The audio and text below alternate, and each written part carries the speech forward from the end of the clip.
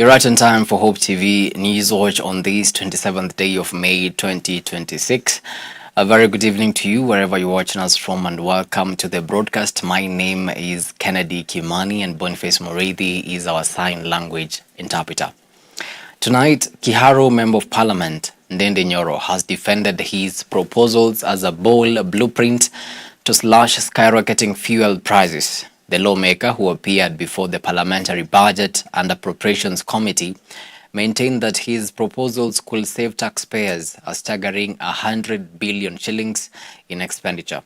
But as our reporter Vincent Kerosi now details, the legislator was also put on the spot over his own corporate interests. Kiharu Member of Parliament Ndende Nyoro returned to a familiar territory today, appearing before the Parliamentary Budget and Appropriations Committee, a team he previously chaired. His mission, defending a high-stakes proposal to aggressively arrest the soaring cost of fuel. I actually have proposals that can save the expenditure side of 100 billion shillings. One area that I'm targeting is that we have to decimate completely, almost completely, foreign travel. And foreign travel here, I mean for everyone.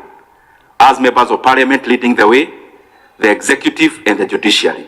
Second is that desperate times like this calls for all of us to have haircuts. And therefore, Honorable Chair, it will not be proper for me to name the other two without saying that the same constituents being affected by oil are the same that we serve. So CDF also has to sit around 2 billion shillings. But I know as much as you know, as the media has covered, and I have actually gone and tabulated, there are offices that are getting inordinately higher budget than previously. Our leaders, the top offices, namely State House, has to also lead the way. Key among his interventions is a direct strike on taxes. Nyoro wants the road maintenance levy slashed by 7 shillings per litre, effectively rolling back the controversial 2024 order that hiked it from 18 to 25 shillings. Furthermore, he is pushing for an amendment to the VAT Act to classify petroleum products as tax exempt, dropping fuel VAT from 8% down to 0. The amount of money, because I've calculated, that will be required in terms of injections, either through subsidies or through the forfeiture of revenue, I thought it is a fair price to pay, other than the humongous price the economy may pay in the future. Because parameters don't increase at the same margin that fuel increases. They increase by multiples. So we'll end up therefore mopping up a lot of disposable income from the people, other than just safeguarding them through that expenditure. The lawmaker is also targeting the pockets of oil marketers, proposing a squeeze on the profit margins of importers and distributors, which currently stand at over 17 shillings per litre. Nyoro is demanding an additional 5 billion shilling government subsidy, explicitly ring-fenced for petrol. It is not about the dollar barrel. In a counter move, committee members turned the spotlight back on the legislator, grilling him over his significant shareholding in the national electricity distributor Kenya Power. Committee members demanding to know his stance on lowering overall energy costs for ordinary citizens, questioning whether his corporate interests align with his economic crusades. You support delivery levies, inflation levies on electricity, but you don't support those levies on oil to be part and parcel of our capital markets. Not just Equity Bank, even other listed companies in our NSC. So that all of us as leaders should know that our economy needs whatever small resources that we have. Instead of hiding our money in tax havens in Dubai and elsewhere, we grow our own capital markets. And we don't hide our names at our nominee accounts. We actually buy through our names. I am proudly so. However, on the part of electricity, I think just like any other Kenyan and as a legislature, it makes all the sense. With Kenyans continuing to feel the pinch at the pump, all eyes now remain on the committee to see if they will adopt Nyoro's multi-billion shilling cost-saving proposal or his corporate ties will cloud the debate. I know many times we are divided politically based on where we lean, but I want to request you, this issue of fuel is not just affecting the people of Kiharu. It is representing the people of the entire country. The issue is about the trade-off.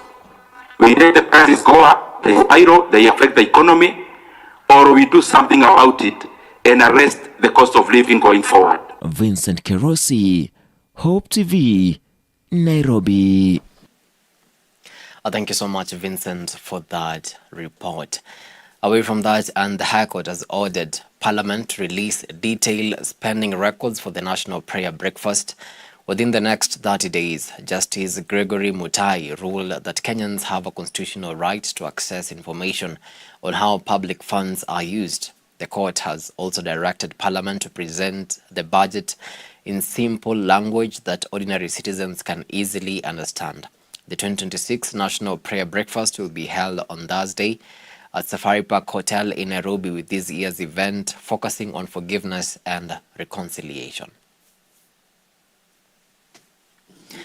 Moving on swiftly, pressure is mounting on UDA Secretary General Hassan Omar after leaders allied to President William Ruto from the Mount Kenya region announced plans to petition the president for his removal. UDA MPs from the central region have rejected Omar's apology of alleged remarks seen as inciting ethnic hatred and have given him 48 hours to resign, warning that he could be forced out if he fails to step down voluntarily.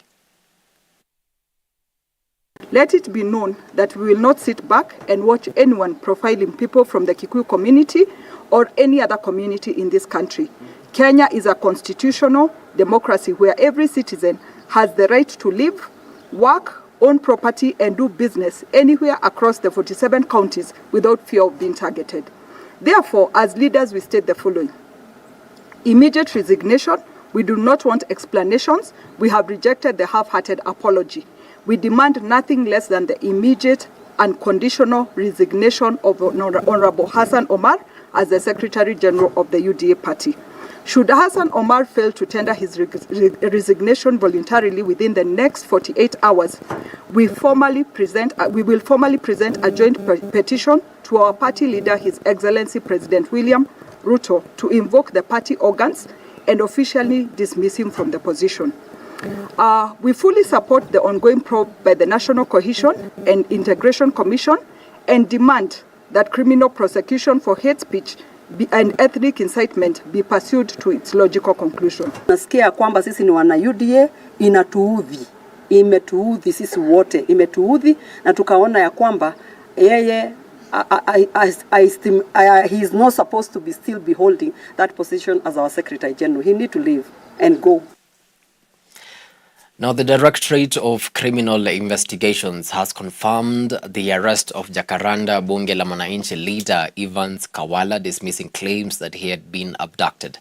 The DCI says the 33-year-old was arrested over alleged inflammatory remarks targeting President William Ruto and warned against statements that could incite violence or threaten national unity. Siaya Governor James Orengo had earlier accused the government of abducting the activist and called for his immediate release.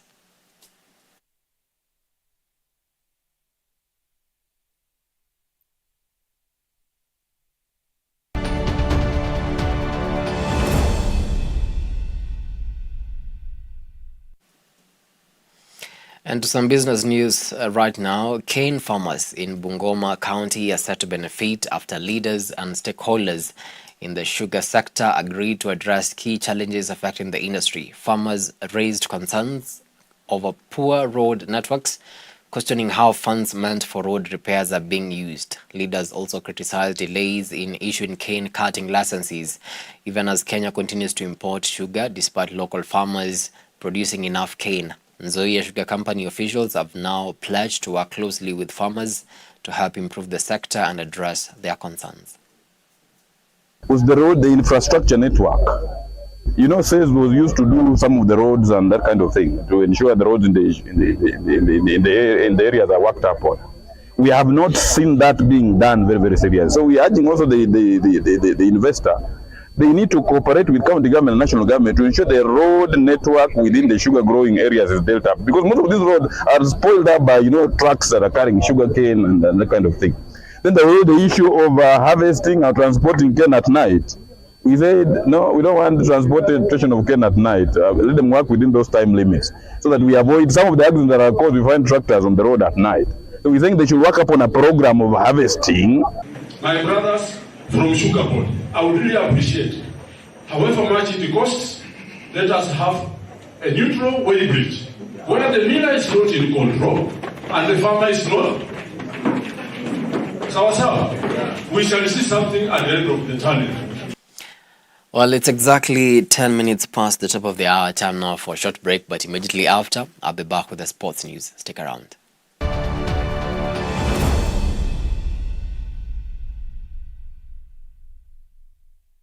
Get ready for an unforgettable worship experience.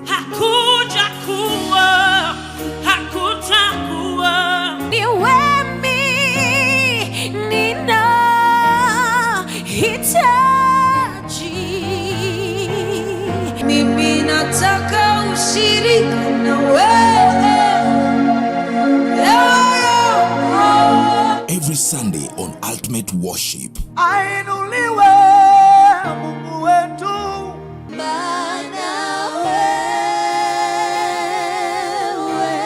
Where we bring you live music, powerful praise, and anointed gospel ministers and bands.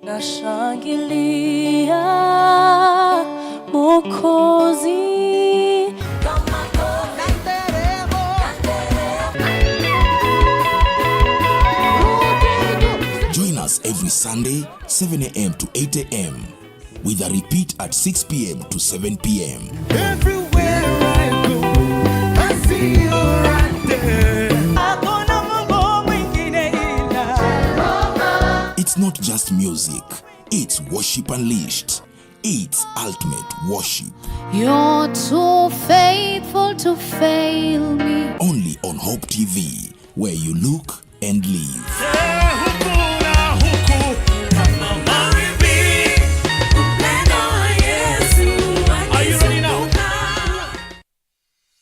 Hi, my name is Sharon Aitore Wangenya. Thank you so much for being one of our viewers. We truly honor you and appreciate you. We'd love to know how you're receiving us, how your reception is in terms of the quality of the video and the audio as well. So please scan this QR code and give us your feedback. Thank you and God bless you.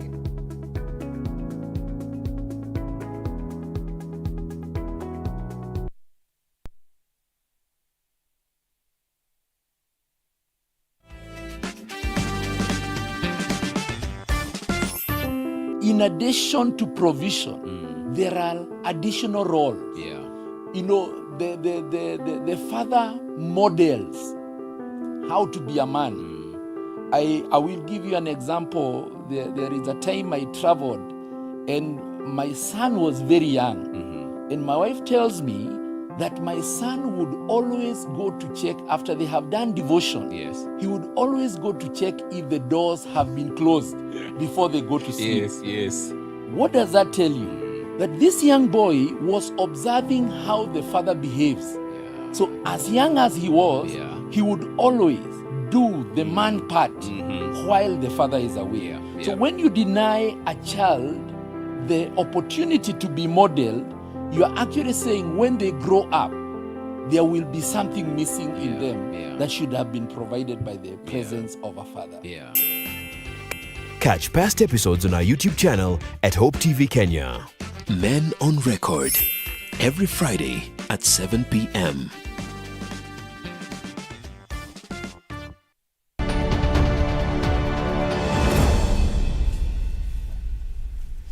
You're watching Hope TV Newswatch. Thank you so much for staying with us. Now let's get to some sporting action. The junior starlets have intensified preparations ahead of their crucial FIFA Under-17 Women's World Cup qualifier against Uganda on Saturday at the Nyayo National Stadium. Kenya heads into the return leg after securing a valuable 1-1 away draw in Kampala, with Emily Adhiambo scoring the equalizer for coach Mildred Cheche's side.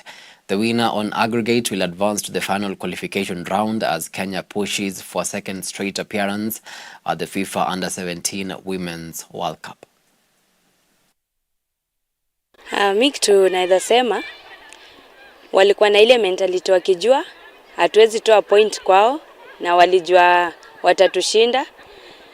Si eti ni wabaya, ni wazuri, but si tulikuwa na ile mentality ya lazima to win home na to win away. Juu si wa rahisi, pia ni wagumu, but tulingangana nao mpaka tukatoa points kwao. Sawa na kuja kwetu, tuta make sure atuwapei point yote kutoka nyumbani. Venye tulidraw hiyo game ya Uganda, tuliona mistake tulifanya na lazima tuzicorrect huku Kenya. Mashabiki wanaweza tusaidia kushinda hii game. So juu tuko home na hapo watakuja in number na pia ukikuja hatutawa disappoint na hao watu wa Uganda pia watajua tuko home. Moving on swiftly, the Kenya men's national volleyball team, Wafalme, have intensified key preparations ahead of the 2026 Zone 5 qualifiers set for Kampala, Uganda early next month. The regional tournament will act as the qualification pathway to the 2026 Africa Men's Volleyball Championship, scheduled for September in Kinshasa, DRC, as well as the 2027 World Championship, as Kale Mooti now reports.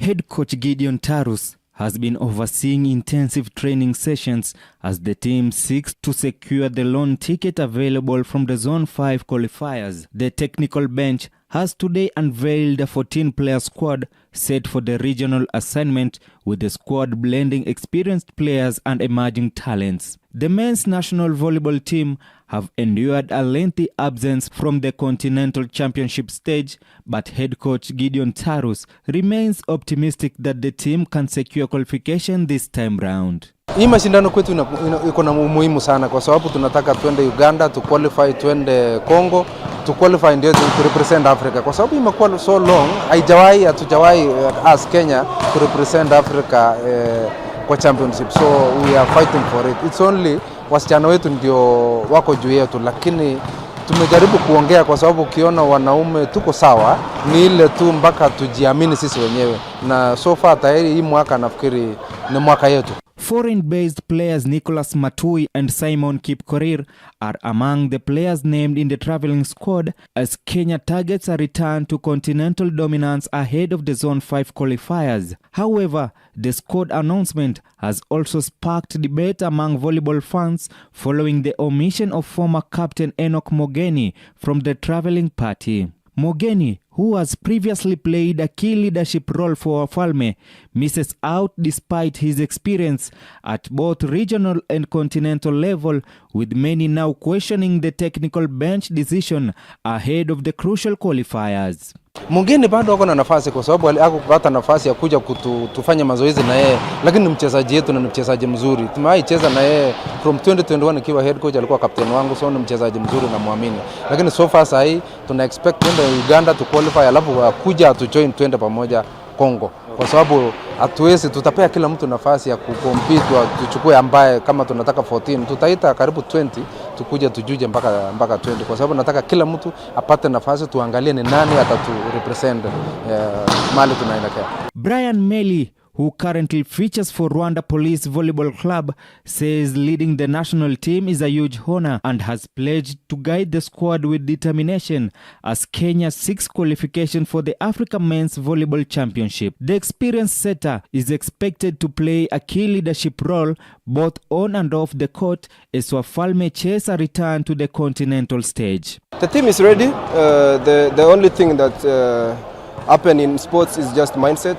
All players are ready for the competition because it's very important for us in East African competition to become the star in East African competition. It won't be easy, but it will be very good for us if we manage to win this championship. For Hope TV Sports, I'm Caleb Moti. Thank you so much, Caleb, for that report. Away from that, and KCB Bank Kenya and the KCB Foundation have donated 7 million shillings to support this year's rhino charge in Samburu County. The funds will support conservation efforts, electric vehicle innovation, and help young women studying engineering gain hands-on experience in electric mobility development. This year's rhino charge is expected to attract 55 entries, including defending overall champions Team Hozi, car number 33, and Team Zambarau, the all-ladies team that has continued to inspire more women to participate in motorsport and conservation activities, among others. KCB have traditionally been sponsors of mine going back around 10-12 years. I've had and enjoyed support from the foundation and from the bank. One of the critical areas that the foundation at KCB focuses on is on environment, and this one ticks the boxes in a really good way. As I've said earlier, the work that Rhino Arc does is very important to each and every Kenyan. We have stories of people who have grown up by the forest, who have been unable to have a sleep or have sleepless nights because they have to stay up at night to chase the animals away. With the fence, they don't have to worry. With the fence, we have more trees. With the more trees, we have more rain. So everybody wins in conservation. What makes me excited about this vehicle is, first of all, we made the vehicle from scratch. We started on from building the chassis and everything else, from testing the electricals, from testing the motors. It has been a great journey. So far I can say it's very capable, since we have done a lot of tests on it. We have done a lot of drives, and it's be able to pass through all the tests that we have taken it through. Well, done is the sports, and so is the news tonight. Many thanks to you for making time to watch Hope TV Newswatch tonight. My good name is Kennedy Kimani, and Boniface Marithi has been our sign language interpreter. Enjoy the rest of the programming.